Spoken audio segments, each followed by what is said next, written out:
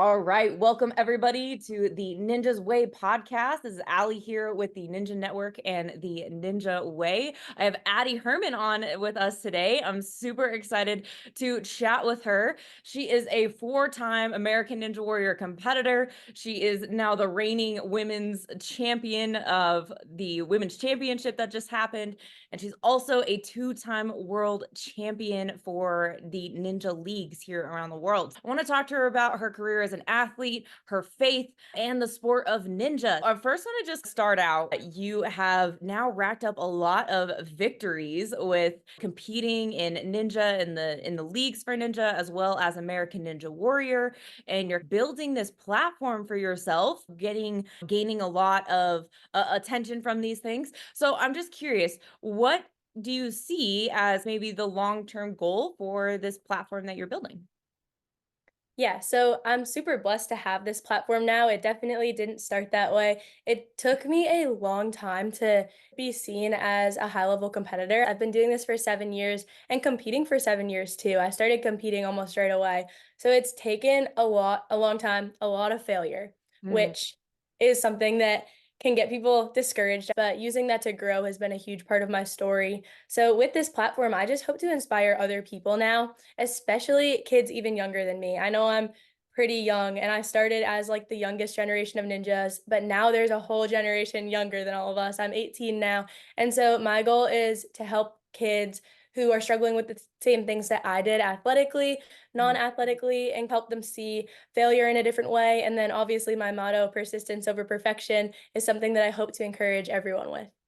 I love that, Addie. And you spoke a little bit to you started competing about 7 years ago, right? Everybody thinks that it's like, oh, it's this overnight success story. And it's not, right? There's 7 years of hard work and putting in the work to do competitions.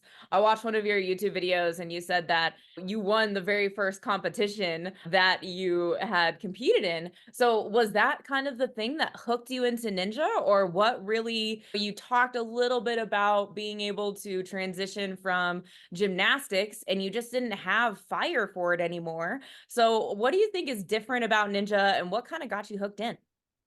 Yeah, I never knew what it was like to have passion for a sport until Ninja. I Mm. did so many different things and nothing ever clicked, even if I was like good at it or people said I was good at gymnastics, said I was good even like baseball, soccer, things like that. And it just wasn't something I enjoyed doing. Even going to practice felt like a chore to me. It felt like a burden. And then immediately with Ninja, I absolutely loved it.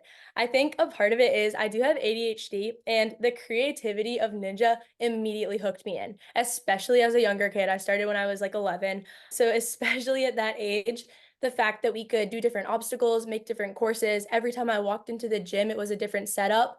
That really helped me stay with it. And then once I started competing, I wasn't too good at competing at first. I did win my first competition at my home gym, which was super cool, but I definitely had to learn how to keep pushing through training even when my competitions weren't going as well.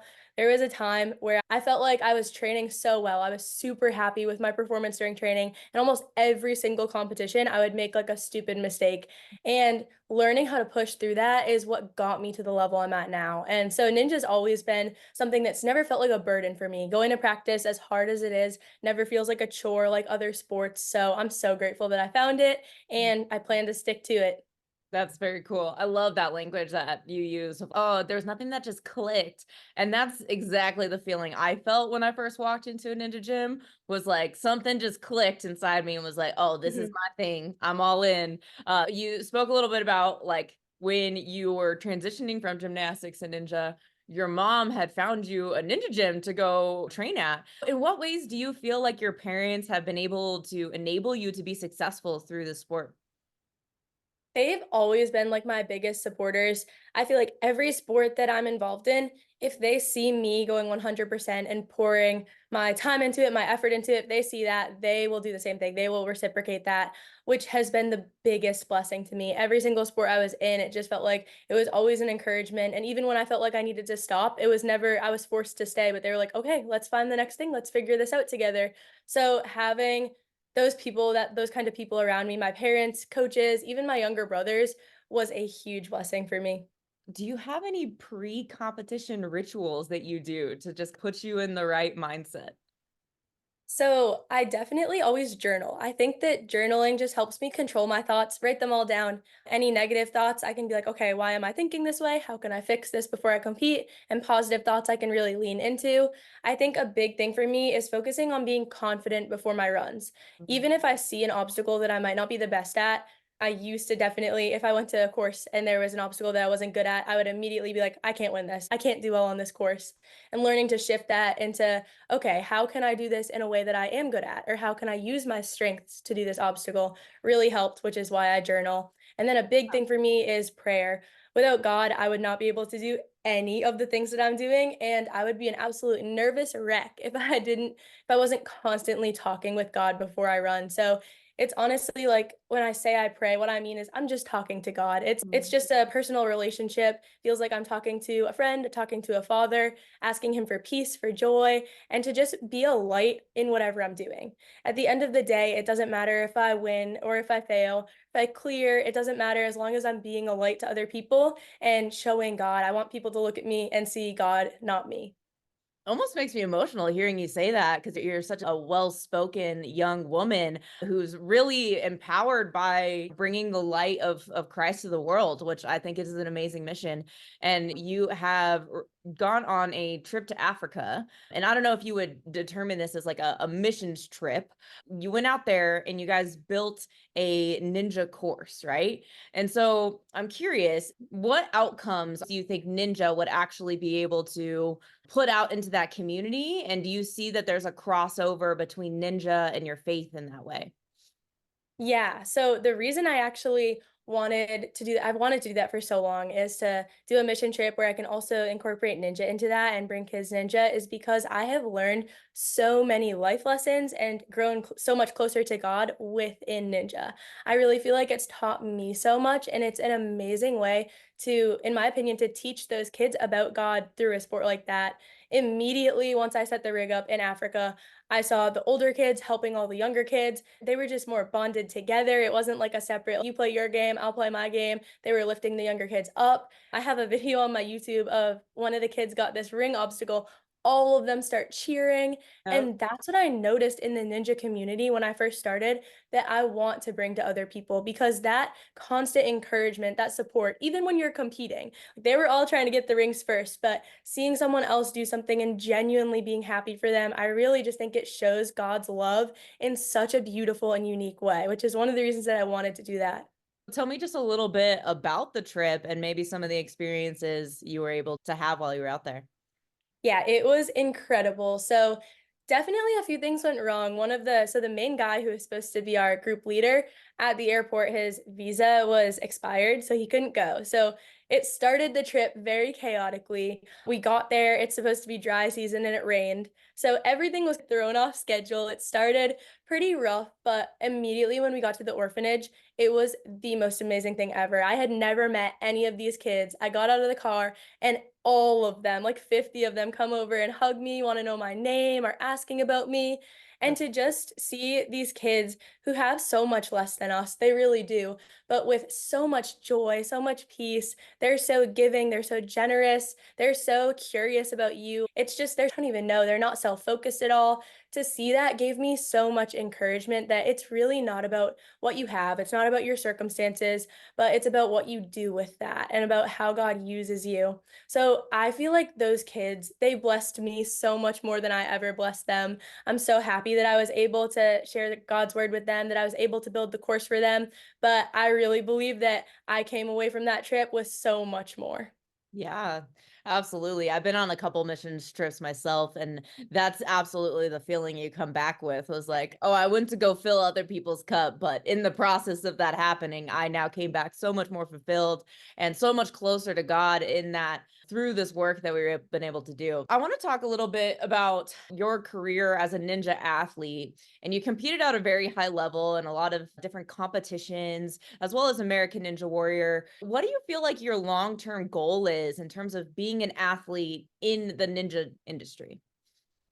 It's definitely hard because when you're training like a professional athlete, but obviously you can't get paid like a professional athlete, you have to find other things to make money. So Yeah. that's definitely been something that I've been struggling with because if it was an option, if it was a professional sport, I would 100% just be a professional athlete. But Yeah. because that's not the case, I'm really trying to leverage Ninja in a way that I can make money off of it while still training at this level. So Mhm. some of the things that I'm doing now, even I started a homeschool class at my house where I teach kids Ninja. I do Love. a lot of private lessons, and I've actually been traveling the country doing different events and clinics. So that's something that's using Ninja. And then outside of that, I actually just started speaking, which is super cool and I'm really excited about because I also can use a lot of what I've learned from Ninja within that. And then I guess I don't know, it's like an open door for what's next for me. I haven't really fully figured anything out. I'm open to what God has for me. I do know that I want to continue training at the level that I am while I can still do that. So that's the plan for right now. I'm really hoping that there are strides made to get into the Olympics and that starts progressing. I know there's a lot of work being done on it. If that were the case, that would be the ultimate goal, but it's not in my hands. Sure. Yeah. So, what do you feel like competitions are maybe lacking? Maybe both from an organizational standpoint and then also from a standpoint of like you personally, like what would you want to see more out of the ninja industry and these competitions in local gyms? I think a very hard balance and something that I think Ninja in general can improve on, but I honestly wouldn't even know how, is the balance between making it fun to watch for spectators who don't even know Ninja, but also making it, I guess, making courses where the athletes can still showcase all of their ability and they don't have to just run speed courses. I love speed courses, but it's hard when these athletes are training for technical moves, harder moves, and it's just a race. And I think a lot of athletes feel the same way, but then you run into the issue that races are more fun to watch. That's what people like to watch. I think if we did do races, but where there are technical moves, harder moves, I think that would be a huge improvement. That's a cool insight. What is your favorite kind of competitive format for you personally? Ooh, it changes a lot, honestly. I'd say I like, in terms of like speed, burnout, endurance, all of that, I Mhm. do like technical courses. I'm a big stage two person. So my favorite stage has always been stage two. I just like the difficulty mixed with the tech of it. I don't know. I just find it the most fun. Tell me about your backyard rig. Is this just training grounds for you, or do you have your friends come over? Do you guys all do it together? So the rig started at my old house actually as a smaller structure that me and my dad kept on Mm. building onto. And then when we moved, we were like, all right, we're gonna go all out. So we made a 50 by 50-foot rig in my backyard. And my friends come over, build obstacles. We've Oh my gosh, I can't even count the number of obstacles we've had on that thing. And it's been really cool because me, my brothers, my friends, different ninjas from around the country have all been on it and gotten to build all the things on it. So Yeah. all the obstacles are like original designs. It's really grown into a super cool place where people can train. We have a competition on it once a year with ninjas from all over the country. So it's become a really cool thing. Yeah, that is cool. So tell me about this once a year competition. I think I saw somewhere that you guys like you build and you paint your own custom obstacles and you like do a theme to it. So do you have a theme set out for this year? Yes, we do. So this year is under the sea themed. So Ooh. all like water, ocean things. Yeah, so that's like a side hobby of mine is like painting, anything artistic really. So I absolutely love making all of the obstacles Matt Bradley and Noah Munier make into that theme. It's like my favorite part of the whole summer. It's awesome. You were able to make it to UBW this year. I was, And yes. I think that's just like one of the coolest ninja events that there is in ninja, just because it is so faith-based. And so tell me about your experience and then what ways were you able to see God move through the UBW competition? Yeah, UBW is like my favorite place ever. It's always, like you said, such an amazing time every year. I think it's so cool to see all those people come together for Ninja Church. People who I compete with, people who I'm friends with, and we're all in a church. We make up the church together.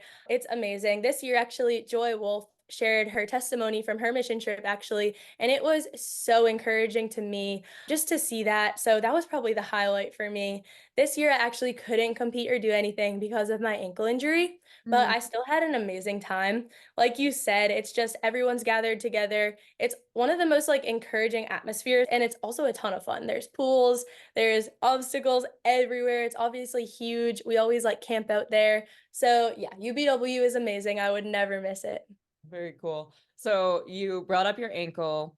What does it really take to get back to a point of pushing through the PT and pushing through these things to get back to a state of being able to compete? And what are some of the ways that you've been able to overcome how that can mentally set an athlete back? Yeah, I'm not gonna lie, it's been super hard for me. I've actually been super blessed to never have had any injuries in ninja before in the 7 years that I've done it. So I've actually never done anything besides like tendonitis and stuff, nothing that's stopped me from doing ninja. So when this happened, when it originally happened and I fell, I immediately knew something was like more wrong than people thought. A lot of people thought it was just sprained, which I get because it looked like that. But I've sprained my ankle before and I was like, "Guys, trust me, this is not an ankle sprain." So it did end up being a lot worse, and it had, like, multiple tears and multiple breaks. Hmm. So it's been weird because I haven't found out yet if I need surgery, I'm still waiting on that. So a lot of the unknown is the part that I'm struggling with right now. If I feel like if I knew a clear path to recovery, how long is this gonna take, what are the steps, it would be a lot easier, but not even knowing has been super hard for me. I do think obviously everything does happen for a reason. So almost immediately I was like, God, what do you want me to do during this time? Like, how do I use this time? And that's why I really have felt called to do these podcasts, do these speaking events, and share what I can, even while I'm not competing, even while I'm not doing anything. So that has been a huge blessing in and of itself. I think mentally, it's also the only thing that I can do is like low obstacles or burnout courses. And to be honest, that's probably my worst course Hmm. and my least favorite to do. So in a way, it's been super good for me because I'm forced to do what I don't like and what I'm not good at. So I do think that's been helping me a ton in terms of strength. I think when I come back, I'll be hopefully be a lot better at burnout courses and stuff like that. So mentally, that's been challenging just because I see everyone else at training on the obstacles that I actually want to be doing and can't do them. But in the long run, I know it'll actually be good for me. So that's what's keeping me going. It sounds like there is a reason that this happened to you, and it sounds like you're going to come out on the other side of it better. Plus, it's pushing you into some other endeavors. You can continue to compete well into even your 40s and your 50s, people out on the course. But right now, there is just, and you spoke to it earlier, this next generation of ninjas that are just super powerful. And you're in that next generation, but you're looking behind you and you see these kids that are Yeah. also growing up in ninja gyms. So what do you think about the next generation of ninja? The next generation obviously is insanely strong. Watching these competitors, it's crazy what they're doing, like things I couldn't even do 2 years ago. It's crazy. But people like even this weekend, I watched Jessie Graff compete at UBW, and she's one of the older competitors. She absolutely crushed it. Second place to Isabella and stuff, but she gives me so much hope that I'm like, okay, if I really work hard at this and continue persisting through this, I can keep that going. I Mhm. do think a lot of that has to do with consistency. I think you have to be willing to be consistent. If you're looking at a lot of the older show ninjas, when ninja first started, there wasn't the sport. So Yep. they trained for the show and did the show. And I Yep. think a lot of the people around my age, even into early 20s, they grew up with the sport coming up as well. And so we're used to training year round, obviously taking breaks, but it's not just for the show. And I do think that will help keep my generation, people from, I guess you could say like 17 to 23, 24, keep them going for even longer because of that. So Sure. that's what I'm hoping for. I'm planning on just staying consistent with everything. And yeah, definitely got to watch out for those younger kids though. Oh yeah, they're coming up. You're talking about your home gym. So tell me about your gym experience. How do you feel like your gym has helped you in your training as being a highly competitive athlete? Or are there some things that you wish gyms would incorporate more? Yeah, Jordan Thurston is my coach at Vitality Obstacle Fitness, and he is the most amazing coach I've ever had in any sport. Just the way he truly cares about his athletes, and you can tell just like even Noah, who I also train with, got to stage 4 on the show his rookie season. Kevin was like hitting buzzers all season. He really cares. And I think having coaches who genuinely care about their athletes and how they do, not just worried about how they look or what they're doing is one of the biggest things that helps a gym truly thrive and helps athletes truly thrive. From Hmm. an athlete's perspective, if I can tell my coach cares about how I'm competing and cares about my goals, the goals I've set for myself, it makes me want to work 10 times harder. It makes me want to push harder because I trust their plan, their training plan. I trust that what they're telling me is for my own good. It helps me in general. And so I think that's the biggest thing that I've seen in gyms that really makes or breaks the gym community. So that's been amazing. And then also the people I train with are incredible. They always push me, win or lose, they're always supporting me. And it's in a way that, again, they care about how I'm doing, but also care about me as a person. It's not just, I want you to win for us. It's, what are your goals? Let me help you get to them. And that's been the biggest blessing to me throughout my whole ninja journey. I feel like ninja community has something so special and unique to it of that encouragement, and everybody just wants to see you win, right? They want to Yeah. see you complete the course. And this course services is like a buffer between the athletes of it's not me versus you, it's me versus the course, right? And Hmm. who can Right. best the course. And I think that because that is there, it helps that community just come alongside each other and really root each other on in all these aspects. You spoke to the differences between the show and the league and how that maybe affects this next generation. What kind of differences do you see from like an actual athlete perspective of experiencing it multiple times firsthand? What do you feel is unique to the show? What do you feel like is unique to the leagues? Do you like one better than the other? Yeah, that's a super interesting question. A lot of the times on the show, I find myself or other ninjas being like, it's a show because you have to remember it is a reality TV show. Things can change. It's not like a rigid sport it's not like an Olympic sport with like rules. These cannot be broken. There are requirements. It's not like that. It is a TV show. So I Mm, think going into the show, I've always tried to remember that because anything can happen. You never ever know what's going to happen on the show. With the sport, it's very different. It's almost for me, it's more pressure in a way mm. because I know that it's like truly like a professional sport. Whereas the show, I go out there, I give it 100% my best, but I don't know, it's just different in its intensity, everything like that. You also know what to expect on the show. A lot of times when you go into competitions, you have no clue what the courses are going to be. And like on the show, you don't know the exact obstacles, but so far it's been pretty straightforward. Stage one obstacles, stage two obstacles, all of that. So training for the show is also very different. I do focus on courses where I feel like I'm replicating obstacles, whereas training, say, for NSC, I'm training every technique I possibly can because I don't know what's going to be in it. So I Yeah. think that's a huge difference within it. Yeah, no, I really love that perspective. With so you have the UNAA, you have WNL, you have NSC. Do you have a favorite that you like going to compete to, or is there pros and cons to the ones that you've been in? Yeah, there's definitely pros and cons to all of them. Right now, my favorite is probably the NSC, Mm. just because I feel like it brings in the most. I guess a lot of people in WNL, I'm competing against a certain group of people. Then UNAA, it's a different group of people, and NSC seems to have both of those groups. So I Sure. guess it's just more people I guess, more of a competitive field for me at least. I'm not sure if it's like that for everyone.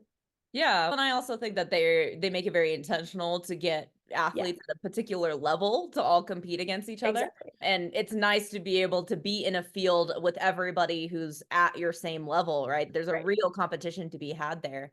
Addie, let's end here. If you had any advice for these next generation of ninjas, the gym owners, the parents, the people of the ninja community, what advice would you give them? One, persistence over perfection. I can tell you I've fallen so many more times than I've won, but it's about getting back up and it's about what you do with that failure. And for coaches and parents as well, helping your kids see that perspective as well. Instead of being upset that they failed, it's how can you grow from this? How can you learn from this? We'll go back to the gym and work on what you failed to get better for next time. And that shift is just so important. And then, second, make your identity something that can't change because if your whole identity is in your sport, it can be taken away and it will leave you empty even when you reach those accomplishments. Even when you hit those buzzers that you wanted to, or you win the titles that you wanted to, if it's everything to you, if it's who you are, it'll leave you empty. And if you fail, you'll feel like a failure because of that.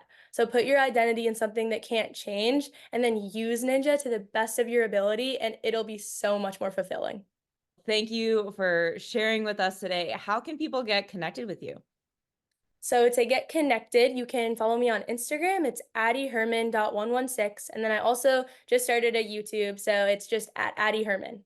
Thank you so much for your time today, Addie. And I'm so happy that we got to talk through all these awesome things. Me too. Thank you so much for doing this. Yeah.